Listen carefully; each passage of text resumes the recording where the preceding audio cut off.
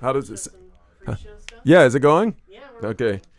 So we're doing our. This is what we're doing. We're already streaming. So Jimmy, what's up with the board here with the pictures? Okay, so there's my cousin Lisa. No. You got a problem with that? No, but it keeps going to black. Because I didn't have my finger on it, but now I have the finger on it, and I'm actually redoing all the pictures. What a mess we have. Oh, and you don't need the headsets today because we don't have a guest. Correct. In. Correct. Right. Yep. Okay. Are you seeing all my? Oh, that's kind of funny. You're seeing all my pictures. There's CLNS. And which bell? There's that one. Are we sticking with the cowbell still, right? I think so. With the okay. Yep. And your mic looks a little funky. Always is. Is it because you spit on it? I don't spit on it. And I just touched the spit front. Yeah, really. There goes that flu thing again. Yeah. Oh, there. Yeah. Steve started it all. That's right. It's all Steve's fault. One of these days we'll have to clean this up. But for the I time can being, do that today if you want. it works. Yes, clean it up today. Yeah, just wrap everything up. So do you have some research material? You kind of you have the rundown. So you're good on the story about the kids and the video games, right? Yep. Are you good on? I'm good. I'm good on just about everything. I've done flyover country stuff. I'll wing it. For all of you out there, that's kind of how Jimmy operates. Wing it is my middle name, actually. Okay. Yeah. And then for the fourth quarter, there'll be Ron Borges, Newsweek, Super Bowl, Snapchat, and am I missing something? What? What? What was the other? Oh. Look at this. I'm just practicing my bell ringing. Here's what I had it. Do you know what that means? Me in flow? Exactly. Why I made that all into one sentence. Basically, I was saying me in Florida.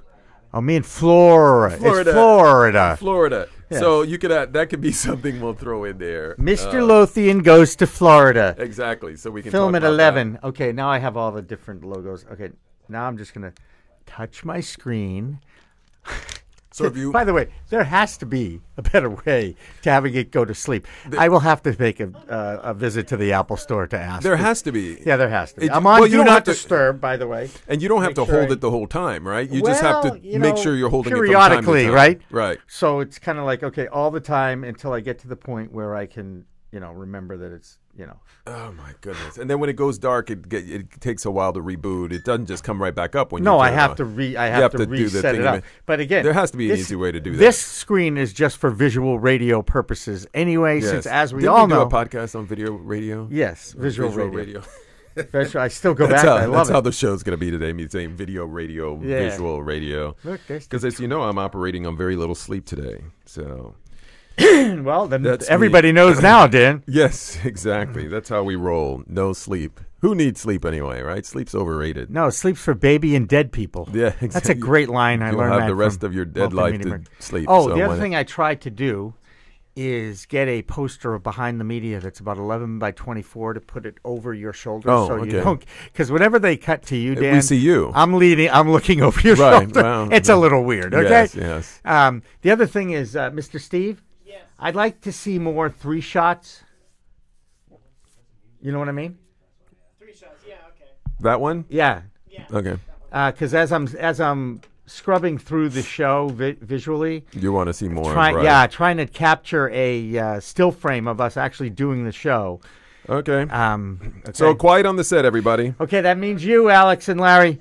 Stand by. Alex and Larry, you need to go to another room. Yeah, go to my office. Okay, we're in the intro. You're tuned in to Behind the Media. Dan Lothian and Jimmy Young bring 70 years of award-winning broadcast experience to the table. From newsrooms across the country, behind anchor desks and in the field, they've seen and covered it all. And now they are here to take you behind the media. You're going to have to embrace technology. If you're an educator... Oh, I'm embracing it. I want you to use the phone to help teach these kids. You don't need to do that. I was covering the president in China, and we did a behind-the-scenes video. This is a gong, or... No, not a gong. A bong. A bong. With a beat. That's right. I said the gong. Gong is a That's gong right. show. I said gong. Gong bong. makes noise. Bong. Okay. Why is it, Jimmy? Why? Because sex sells, Dan! True, but it's only part of the answer. It is you have to be more creative now to be able to tell a story, and sometimes it's just a before and after picture and saying, which one do you want to be?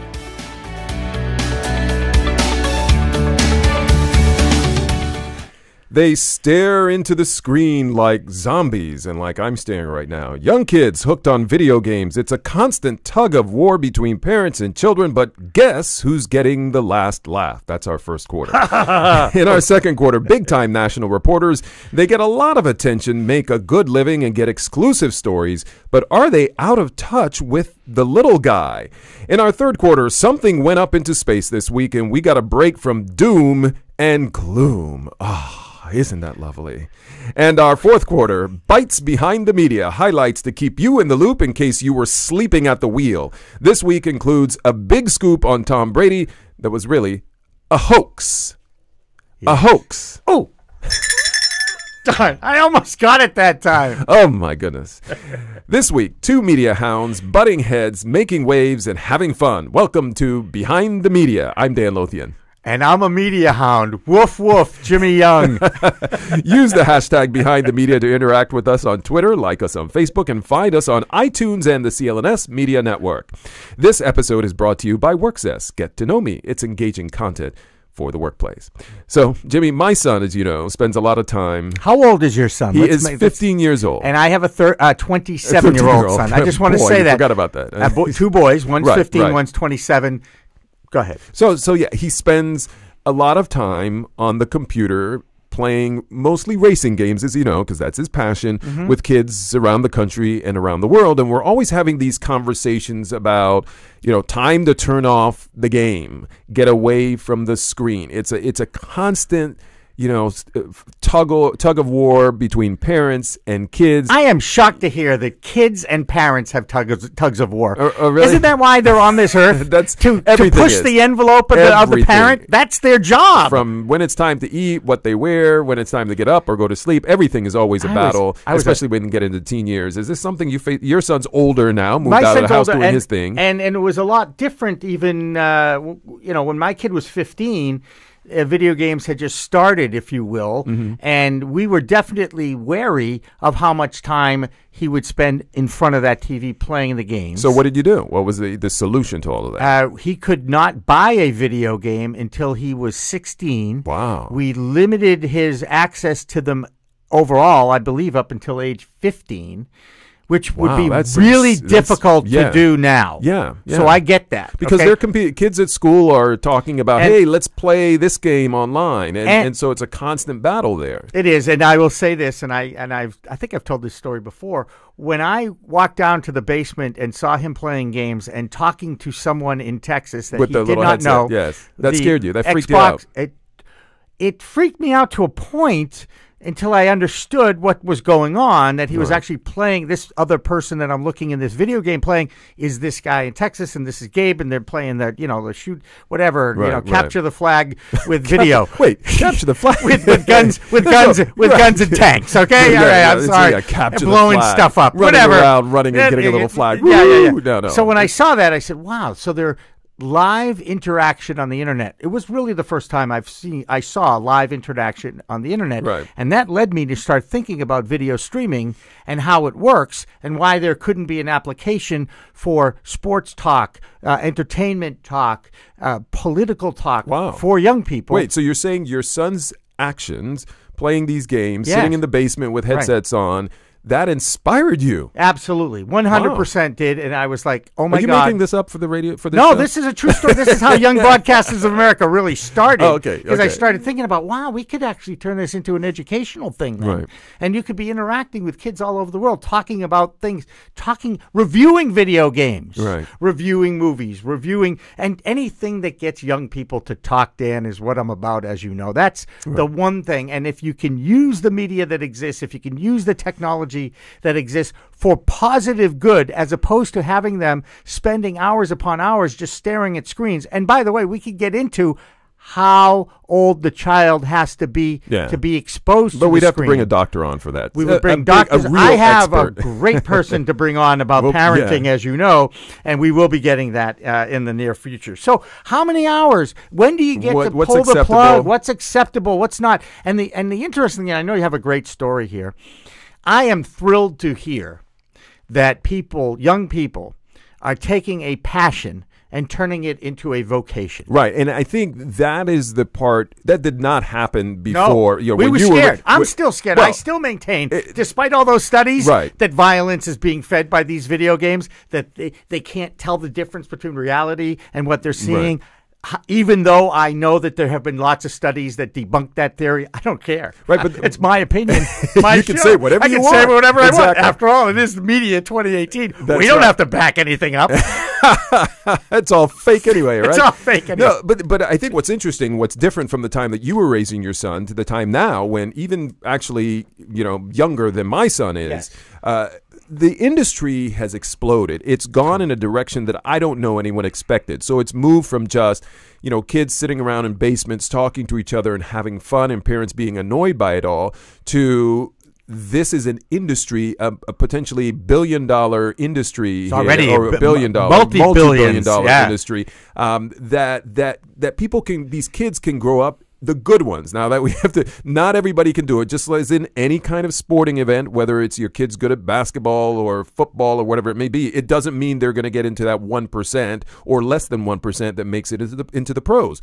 But it's clear that there are some kids who are spending a lot of time on these games at home and they're becoming good at it. They're going up the ranks. And not just, and now it's so kind of on the professional level now. Oh, it totally is. Yeah. And they have e-gaming conventions and they have e-gaming competitions and ESPN's carrying these things. And if you watch the Super Bowl, the Madden Bowl is big every year at the Super Bowl. And I was telling you, I was out in L.A. recently, and one of the convention centers out there in that region, somebody was telling me, oh, yeah, they just had this big... And it was sold out. It's sold out. It's huge. It's bigger. I don't think the average person really understands how big this is. It's almost one of those things that you have to have a kid in it, or you just have to be interested in general to even know how big it is and how much money is flowing into it. The thing that got us talking about this was this article, and I thought you gave it to me, but maybe it was somebody else. Go ahead and take credit. Right. I think it was Jonathan who helps us on the show as an executive producer. Is that what he does? From time to time. Okay. Yes, when he shows up for work. Keep sending us emails, and it's like, you want me to read this? What do you want me to do with this? Yeah, you've been deleting those. Yes, I have. You never know what he says, and then he deletes yours because he never gets anything right. That's right. But I think he was the one who put this on my desk in my office. It was in the Wall Street Journal, and the headline here is Video game superstars have fans, fortunes, and baffled parents. Not a difficult thing to do for a child, by the way. Baffling the parents that's not 101 piece of cake. That's right. They baffle me. Yeah. Yes, I don't think they ever stop baffling No, me. They don't. But it goes on to say that after ignoring pleas from mom and dad, this kid, this son who was really annoying his dad. How old was the son? Do we have that in there? We'll go through the story here in just a second. Sorry. But he ends up earning quite a bit of money. So let's back up a little bit. So first of all, there's this kid. His name is Matthew Higginbotham, right? And his parents, his father rather, J.D. Higginbotham, tried to pull the plug on his son Matthew's round-the-clock gaming. So he was doing, constantly, as we talked about it, kids trying to pull them off the TV, and it was difficult for him to do this. So their strategy was either yank the cord out of the wall or turn off the Wi-Fi, because it's kind of hard to play with people from around the world if you're not connected to Wi-Fi, right? Right, and that still should be the parents' prerogative, because after all, they're paying the bill for the child's access to the internet. Exactly. I'm just pointing that out. So the dad says that he kept saying to his son, you need to start focusing on something that you can make a living on someday. And he said, how are you going to support how old? I got to find out how old the kid, because I don't think parents should be talking to their children about what they're going to do for their lives at age 12. No, he was a teenager. Okay, 14? So he was a teenager. They don't say specifically how old he was, but at some point at 20, 14 to 18. He was a teen at the time that they were having these conversations, and the dad was pulling the plug and turning off the Wi-Fi. Now, I'm guessing that unless it was hidden inside a box with a lock on it, this teenage son probably could figure out how to turn the thing on. But that's besides the point. But what happens in this story, what made it so intriguing, is that this kid named Matthew, as I said, Matthew Higginbotham, he ends up practicing, if you will, quote, practicing, and he enters into the top 1% of these players who compete worldwide. Yes. And what do you think happened, Jimmy? He got a contract to be a pro, and he never had to go to college. Yeah, pretty much. Yeah. At 21, he was able to buy a new Toyota sports car, right? And as the dad says, he now makes more than he does, and the dad is an accountant. He says who gets the last laugh? I know. So he's been working. The dad has been working in the industry for 40 years. His kid, who's now Accounting. 21, He's as an accountant, right? And the kid who he's been beating up on, not literally, but verbal. He's not beating up on him. He's been trying to encourage him to stay off of this stuff, right? He's doing his job as a parent to put limitations on an activity, instead of giving him unconditional support for the activity, which is really what he should have done as a parent. Man, it sounds like you had a sermon all prepared, Jimmy, with this. I'm a walking, talking sermon. You know that. Yeah. So, hallelujah. Hallelujah, brother. But I think what's interesting is that even the dad, now he has kind of come around to understanding that, yes, this was a game. It still is a game, but it also can be a career. Again, the caveat here being that only the best can turn it into a career. The rest will just be spending time with their eyeballs bouncing up and down, staring at the screen. Now, I know you just came back from Florida's Lynn University, I believe, right? Yeah. I'm pretty sure that there are other, universities. Did you not bring water for yourself? I did, but I didn't expect to choke then. I'm really sorry, Dan. Hang on. This is kind of early in the show for you to be choking, Jimmy. I know. Well, it's just a long story. So, anyway, there are now universities and concentrations of study on gaming. Right. And, definitely. And I support the educational community on this effort because ultimately they understand, these young people could learn something and then apply it as a profession. And that's you're right. a good thing. Well, yeah. So there are two things here. One, they can learn something from being part of that industry that they can transfer it into something else, or they can move into the ranks of some of the top kids, some of them, not just kids, some of the older people as well who are playing these games and doing very well at it. And the reason why this is viable, if you will, as a career for folks is because this whole industry, this e-gaming industry, has just exploded. According to this particular article, an estimated 191 million spectators. Spectators. 191, almost 200 million spectators worldwide now watch these esports competitions. So now we've taken away the actual activity of playing the game with the little joystick and the thingamajiggy with your thumbs. Do they call it a joystick too? I don't know what they call it anymore. I can't. Old school. That's what Pac-Man. I think I've played maybe or 2 hours of video games in my life, yeah, as opposed to the 4,000 hours I played of pinball. Yeah. Pong, way back when. Was Pong the last thing you played? No, it wasn't Pong. That was boring. I didn't even do Space Invaders or Pac-Man. No. I was a pinball enthusiast. Oh, that's lame. And I was ranked in New England. I was ranked in New England. That was lame. You didn't do the real fun ones, the good ones. Anyway, it is a big. I was going to make a really good point, and now you totally threw me off. I know. I try to do that all the time. All right. Anyway, everyone is involved in these kinds of games now, and everyone likes to. Certainly, almost 200 million people like to be spectators in it. And as you pointed out earlier, they're selling out convention centers and big venues to watch these gamers. Right. So wait, they're not participating anymore. No. They're not watching the participants play the games. Right. Which is a fascinating concept and development for me. And I'm going to guess that the developers of these games never expected that. They probably to did. happen. No, this is the evolution in it. What's interesting is that when I watch these things going on, I have no idea what's happening. As you'll hear someone go, and there is your James Spector. He has been, look at that move. And I'm like, wait, he hit the click, But you have to know what's going on in those games in order to enjoy it. But I guess that's how it is with all sports, right? Right. But the reason why this is booming the way that it has is because there's a lot of money in it.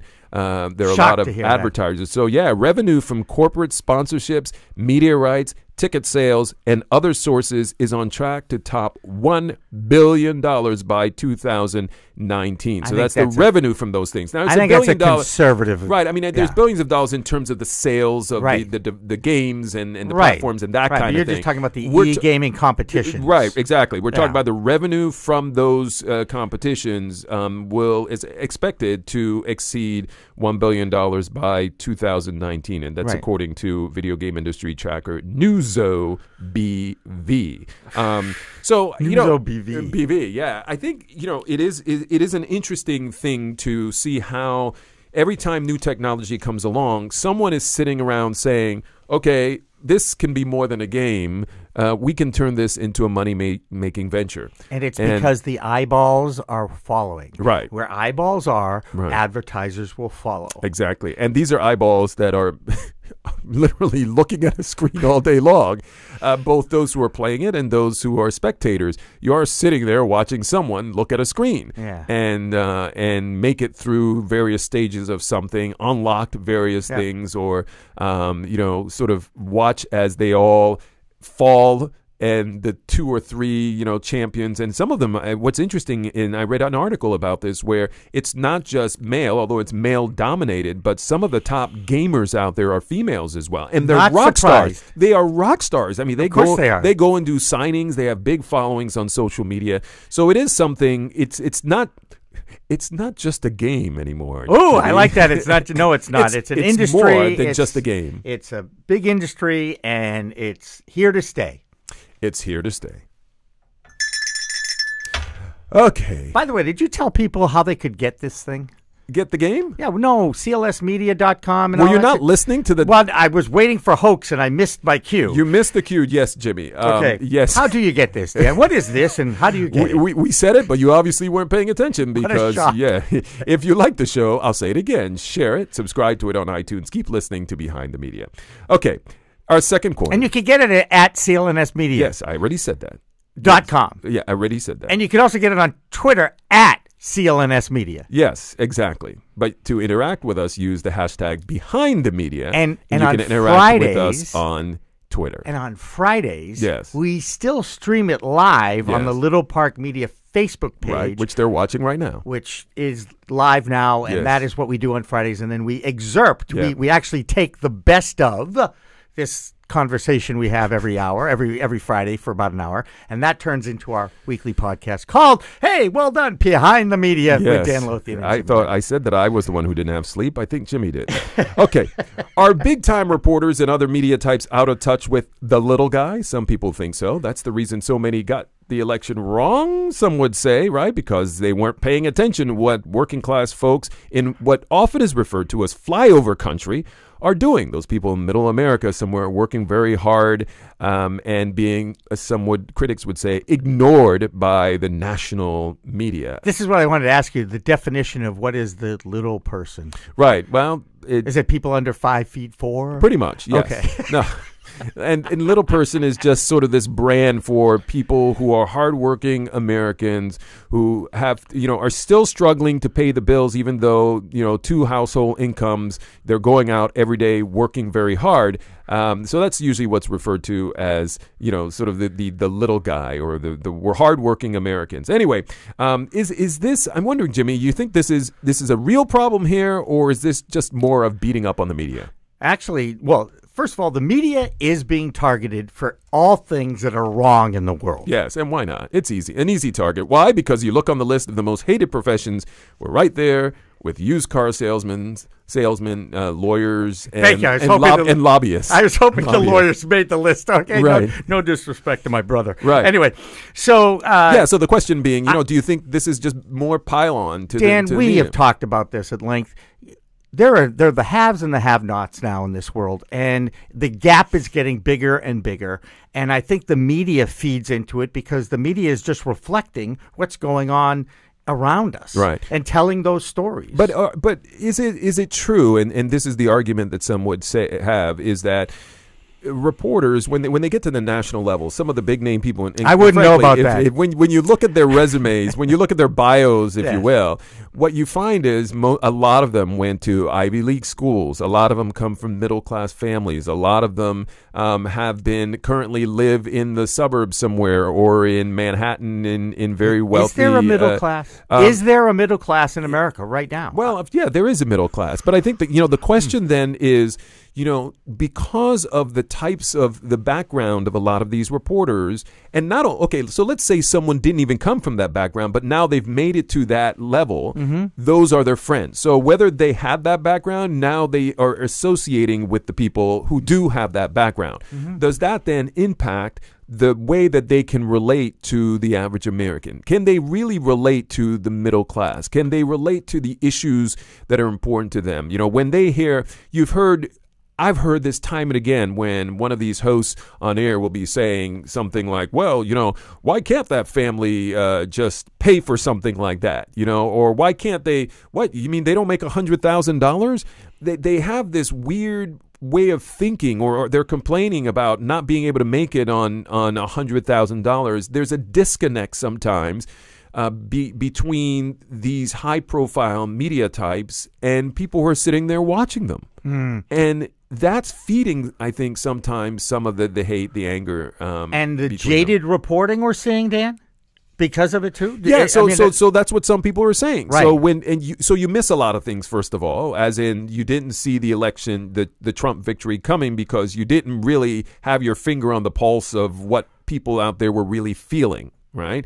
And then the second thing is that in your coverage, it's done in such a way that you are, in general, ignoring the kinds of stories that are important to them, and you're basically doing the one percenter stories, the general big stories. And then the third point that some critics would make is that when you do cover those stories, it's almost as if from this high and mighty position that we are here and it's those people. And they may not say that, directly in the script, but there's this sense in the tone of the reporting that we are here and you are there. So we're talking about the human element in the actual job of reporting the story and the facts, and that has been an issue with media and journalism throughout history, whether it be print, whether it be radio, whether it be television or digital media. Now, whatever is, the human is still active in this process, right? Yeah, and it is, and you bring your background to the process. And so the concern being that too much of the background of a lot of these big media types is now influencing the kind of coverage that we're seeing. And I'm going to take you behind the media here because I'm going to ask you this question. It is not just the reporter.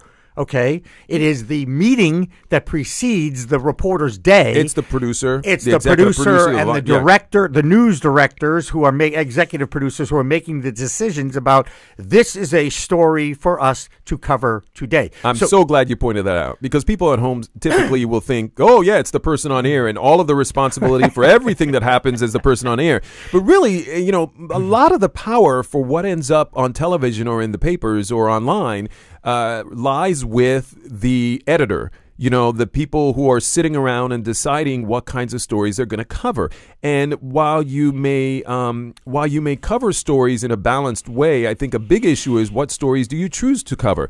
You may not think that something's a problem because of the social circle that you travel in, and so therefore you stay away from something. Where if you came from a different background, you might look at a certain story and go, wow, we ought to be paying attention to that because my mom was telling me about that yesterday, or I remember 10 years ago when I was going through that same situation. Anyway, one of the there was a great write-up on this in the Atlantic, and I want to just pull a couple of quotes from that, a couple of paragraphs from that. And Robert Kaplan was the author of this, and he said, quote, "I'm talking about the working class and slightly above, that vast forgotten multitude of Americans, especially between the two cosmopolitan coasts, with whom journalists in major media markets now have fewer and fewer opportunities to engage in a sustained, meaningful way." The other one that I wanted to point out as well, it goes on to say, quote, "The media do have a problem. They are supposed to explain what is happening in a diverse world, which is difficult to do if they hail from the same social and economic background." So there's, part of the criticism that I was pointing out is that, it makes it very hard for you to be real and authentic in terms of, covering all of the issues across the country in a balanced way if you don't really have an understanding of what the balance is, and what those folks are feeling. Right. And again, look, what the difference between the working class and the middle class. Right. Can you give me a little lesson on that one? Well, one? middle class is usually doing quite well, actually, right? I mean, that's supposedly, there's the middle class, there's the upper double middle class, income, and double income right, families, and they're doing better than you have the sort of above the poverty line, below the poverty. They're way above that. Mm-hmm. The problem is that that middle class is shrinking, right? So most people would identify if your parents went to college, if they both had jobs, they had saved up money, bought a house, that kind of thing. You look at that as they were in the middle class. But I think that's the category that's shrinking. The working class, more sort of your hardcore blue collar, who are making either just slightly above minimum wage or and they're just barely keeping up, if keeping up at all, right? Having to do hard work but not being able to get ahead. Now, there are all kinds of definitions for it, and someone might disagree with my definitions. But needless to say, the sense is, and look, I can look from my own background. I know what I came from, and I know what I was able to eventually move into. And it does become much more difficult if you don't have a broad circle of relationships that keep you grounded. You can all of a sudden start thinking that the people who you hang with, what they can afford and what they can do is normal. For example, there was never a time in the circle at the highest levels that I was working at the network news, that I heard someone say, "Oh, I can't go on that vacation because I don't have any money," or I can't go to the south of France. I can't buy that car. Pretty much anyone, unless they had done some bad investing deals, anyone could buy any car. Well, not any car, but you know what I mean. Most cars, yes. New car, go on vacations multiple times.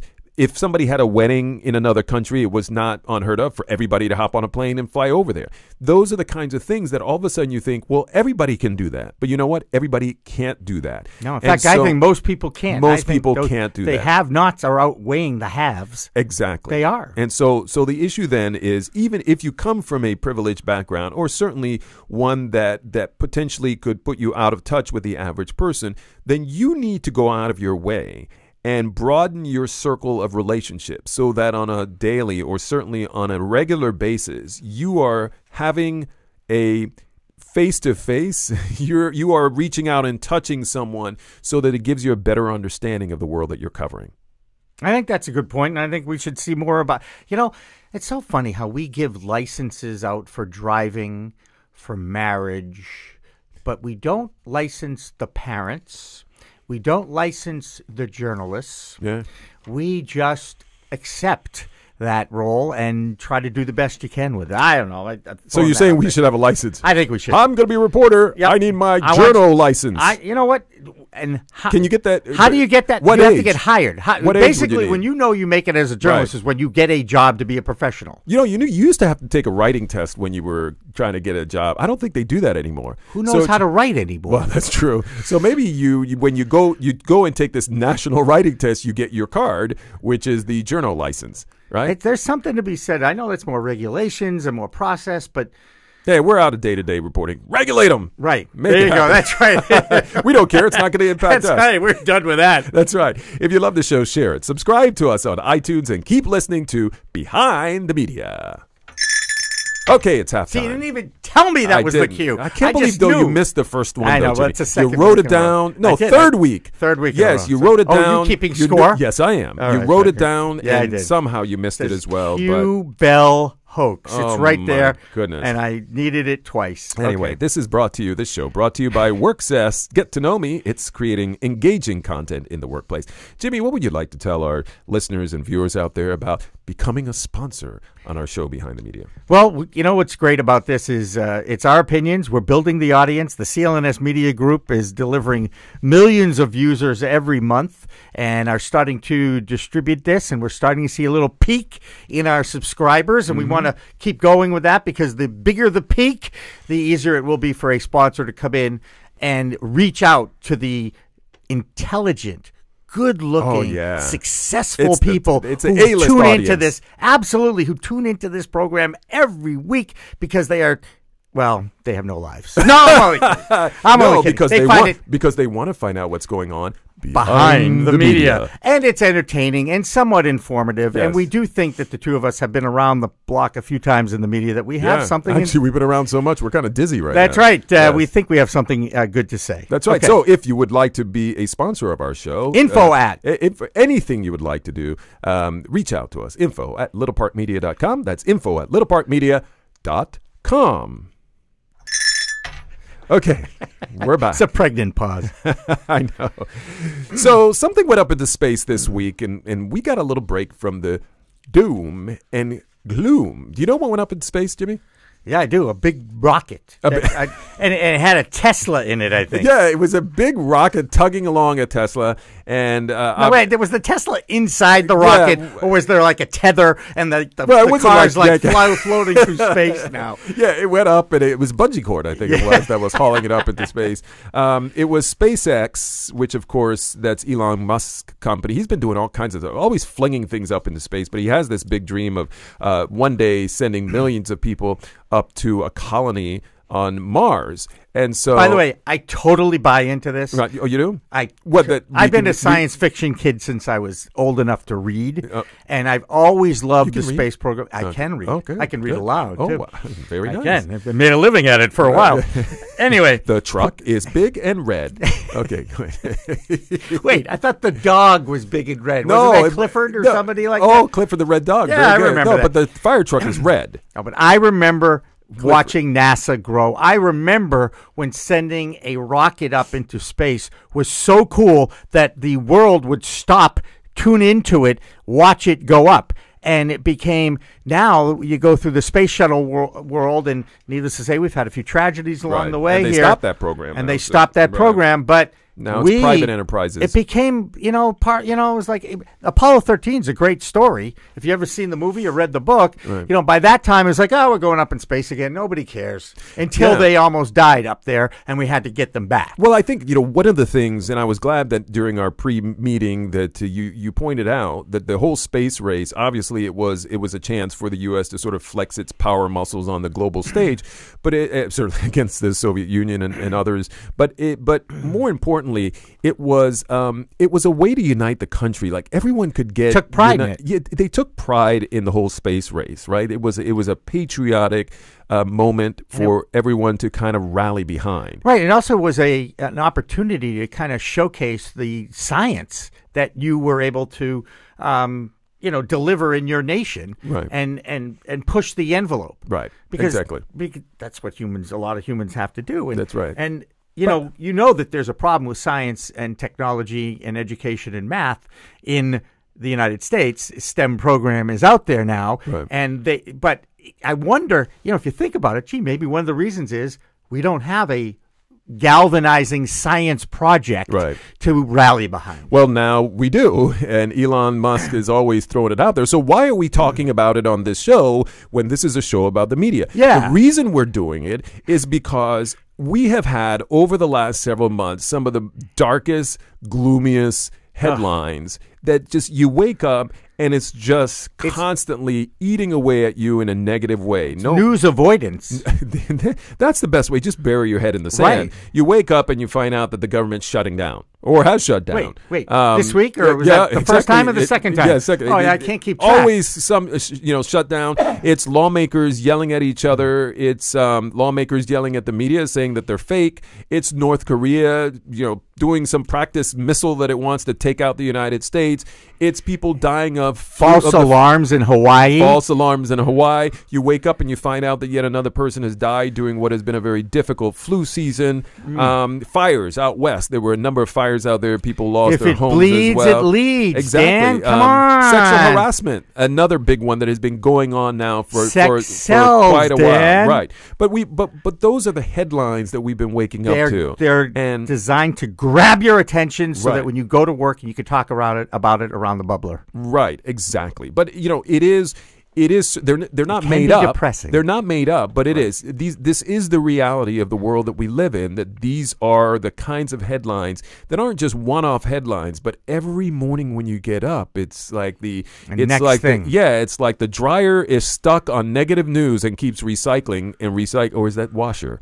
But one of them, and it keeps going over and around and around and around, and you never get a break from any of that. And so what we thought was so great about this story was one of those rare days where everybody was talking about a story that wasn't negative. And one of the producers who helps us on this show, Alex Barth, came into our office this morning and told us about how on Trevor Noah, on his show, he started off talking about how, hey, something positive happened with this space race to space, the private race to space, if you will. We have an extensive staff on this show, yes, don't we do. It's growing. Researchers, right? We have lots of great people. Producers. Without them, we would just be two people sitting here in front of a mute mic. So they and help we with have the a work. director, Steve Helmuth, too, who pushes the right Like buttons. I said, mute mic, because he would just turn it off and we would just be. I've had a lot of Nothing people, coming out. by the way, walking around with remotes trying to shut me up for years. It doesn't work. The interesting thing is that the average, and maybe not average, but people out there like to say, I'm tired of all the negative headlines and the negative news, yet that is what they are supporting. They buy the tabloids and they are watching all of these shows because the ratings are going through the roof. And so it's almost as if there is, the public is speaking out of both sides of their mouth. On the one hand, they're saying we're tired of all of this negative news. And on the other hand, they're supporting it. And so I think that's because they find it interesting. They find it interesting, right? Commercial media is built around audience and monetizing audience and eyeballs. It's the nature of the business. It's capitalism. It is. And what's happening more than anything else right now is we're moving away from traditional media to the gazillion channel universe that's available on the internet. Right. Well, look, and I think while there is a heavy dose of this kind of negative, constant pounding, I think it is great when there can be a refreshing story that comes along that's kind of a gee whiz story and that everyone does pick up on. And I hope that this is. Obviously, it's not going to be something that happens all the time, because when something is broken, it tends to make a better headline than when something is okay. But I hope that this can be an example for all of us in the news business, certainly for those in local news and national news, to look at their rundowns on a daily basis and say, should we, just because we can, do we have to lead with yet another negative story, or this other story that we have at the top of the B block? Should we shuffle that up and say, you know what, here's something positive happening in the world? We've talked about this before, Jimmy, on our show, where those Lifetime channels or the Hallmark channel, Hallmark particularly now, I believe they're the top-rated, one of the top-rated cable networks out there. And the reason for it is that people tend to flock to these sort of no-brain positive, just you could sit back and just enjoy the moment and not worry about something blowing up. Be entertained. Yeah, just solely be entertained and not be weighted down by the negative news. And so we are seeing more of that happening, right? And we're seeing that the audience is starting to reward more of that. And so I hope that will be an indicator for more of the folks in the news business to maybe not every day, but certainly look to integrate some positive stories, some uplifting story. It doesn't have balance. To be, some balance. And it doesn't have to be happy news. Sometimes it could be interesting. And I thought that was interesting that this rocket goes up and it hauls a car up there. Yeah, it's a publicity gimmick and so forth. Obviously, we and others are talking about it. But it was great to see a change in headlines for a day. I'm with you. Okay. We are off. This is good. I'm to psyched. Our fourth quarter. I am psyched for the fourth quarter, baby. Are you waking up, Jimmy? No. I'm not waking up. You're the one who hasn't slept. Well, but you're just kind of waking up. You pick up your papers. I did work. Yes. I did prep work. Oh, so that's why. Just for the fourth quarter. I did fourth quarter prep work because in the beginning we talked about our careers and some interesting stories, and we can always throw those in whenever. But every week I get a gazillion newsletters. Yeah. It's not a gazillion. It's probably a dozen. Same And it thing. has something to do with media. Ad Age is a great newsletter. I follow on LinkedIn. There's a million of them out there looking for things that are behind the media. Yes. And needless to say, there's always news about social media. Yes. We have traditional media, broadcast, television, broadcast, radio, print journalism, print newspapers. And we have social media that the people control. The people have the voice. The people have the voice, and there's always changes to it. So I decided to come up with a bunch of headlines. Right. And we're going to, instead of, like Mick News, Right. I kind of like Mick Bites behind Bites. Mick Well, Bites. You didn't say bite. You didn't say Mech Bites. You just I told know. me bites. I know, but now I don't like the bites. I want a Mick Bites. Can we say a Mech Bites, or does McDonald own the rights to that? Mick Bites. It's like no, it's like MC. It's like a name. I know. It's I nothing. think somebody owns Mech Bites. Well, We'll look it up. BYTES? I don't know. No, they don't. I think they have Bites. BITS. Right. Yes. Okay, So- good. So you have that.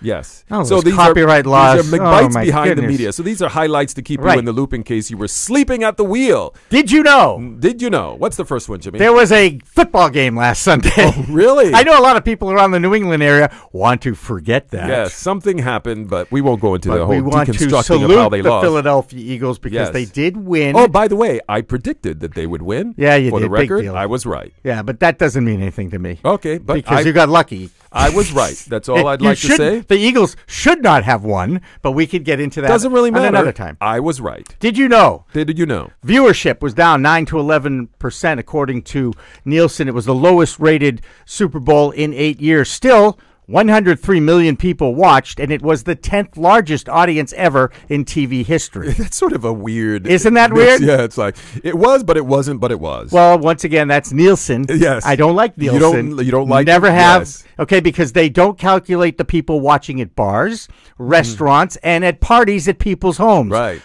Duh. Or you watching- think there was a few parties at people's homes over the last Sunday? Come on. Or last night in the airport, I heard some folks talking about they were in Haiti, and they said, "Oh yeah, we watched it on our devices." So Right. were they checking on those folks who were in Haiti watching on their devices? Well, guess what? What? That's a measurable medium as Well, it opposed is. to the traditional media, Yeah. right? Okay. Yeah. So in digital, 2.02 million people live streamed the game. Yes. The largest audience ever for live streaming. Wow, that's where it's going. Right. And That's now of where course it's they going. have out of home viewing numbers now and that Right. sort of thing. And so where was Malcolm Butler, Bill? Anyway, Yeah, yeah. Yeah, so that's a bite. So that's a bite. We move on. The advertisements, the ads. Yeah, I didn't like them. It didn't do anything for me. So There the was- one, neither did I, but there was one in particular that caused a little controversy. Oh, really? I must have missed that. And it has to do with so Dodge did an ad Yes. quoting Martin Luther King a speech. Oh, I right? did see that one. And yes. here's the thing, okay? So they get permission from the Martin Luther King estate people, Right. but not the Martin Luther King Foundation people. Oh. To the rights to that 1968. And they are very, by the way, they watch over every use of any material whatsoever. Correct. Because I remember trying to gain access to some of the material. It's, you have to make sure you're getting the right permission slip. That's right. So anyway, true greatness is by serving others. That was the quote. Right.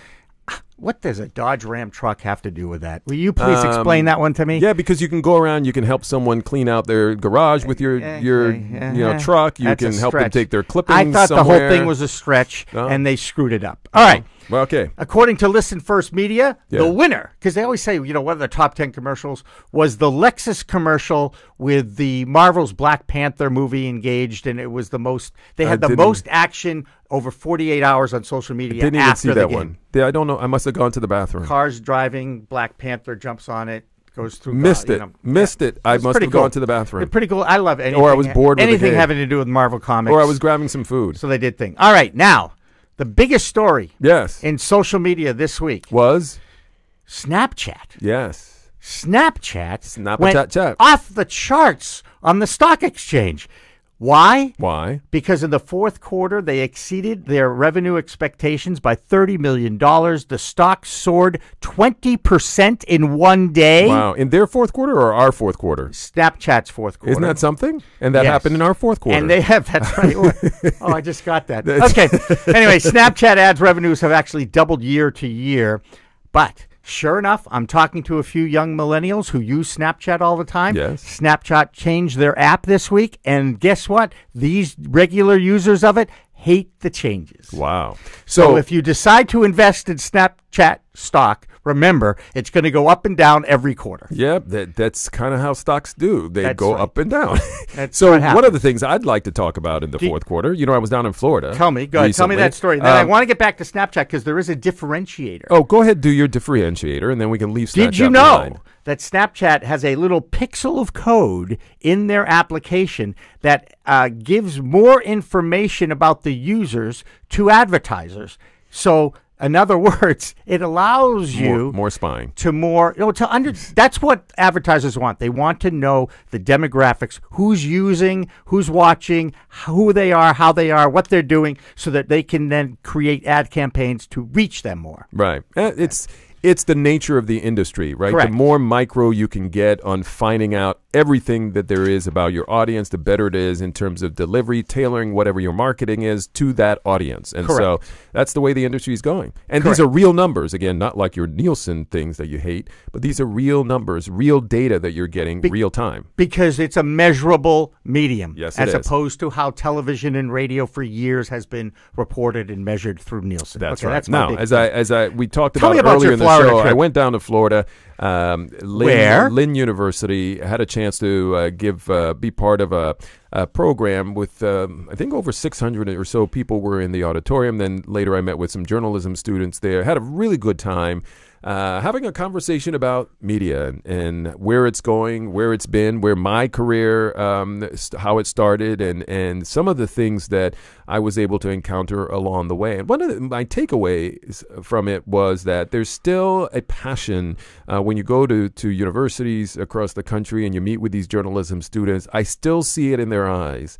This same glow and this excitement that I had back when I got into the business. And that's good to hear, because there was a time there when you go and you speak with students and they're asking you, how much money do you get paid? And, do you have a nice house? They're asking about some of these other things that have absolutely nothing to do with the job. And so it was great to have these kids come up and ask, interesting questions about politics or interesting questions about ethics.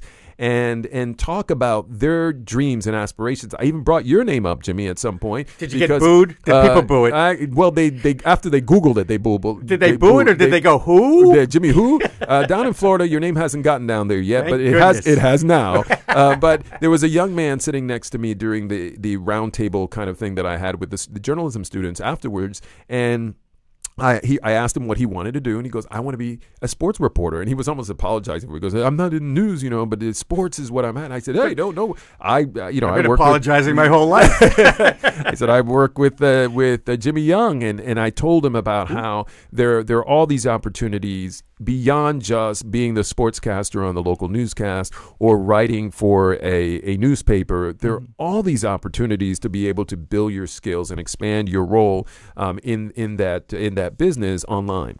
And so it was great, again, just to see, and they were very smart young people.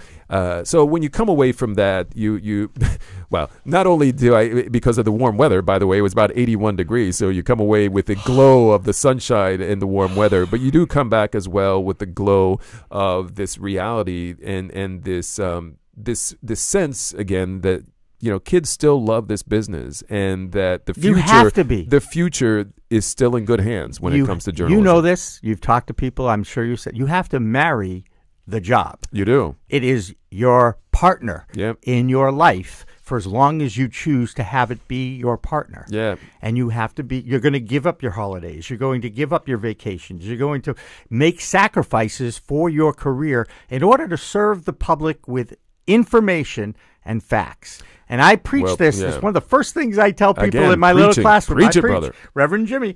I get out there, and we hope that will continue. Now. Yeah. Newsweek. Okay, Newsweek's in trouble. They're going to be blown up. Everybody, even now that we've just said that the future is in good hands. But what's now interesting? Newsweek. Well, good, because there are job openings. Yeah, very good. The entire editorial staff has resigned. They've been under investigation for 17 months because they're somehow connected to a Olivet College, and you know what? Yeah, they're in trouble.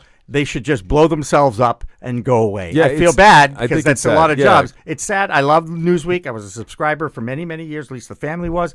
But now, So you You're didn't pay for screwed it. up. Yeah, I paid for it. It Not always anymore. showed up, and I would read it in the bathroom. I'm but done other about than that. I do want to get to this local story. What is the because local story? This is the local story that happened within the last 24 hours that a longtime old school print columnist named Ron Borges for the Boston Herald was duped by a sports radio caller who was misrepresenting themselves through a Twitter messaging to Ron and set him up and embarrassed him. And the Herald, of course, had to retract the story that was out in print Right. about it had a lot to do with Brady's agent, Donald Yee, who's also the agent for Jimmy Garoppolo, who's now the quarterback of San Francisco, who just signed this huge contract and who, by the way, is making more money than Tom Brady. Than anybody. Than anybody ever has in football. Exactly. And so Tom Brady apparently was, according to the report, he was going to hold out from the training that takes place in the offseason, and because he wanted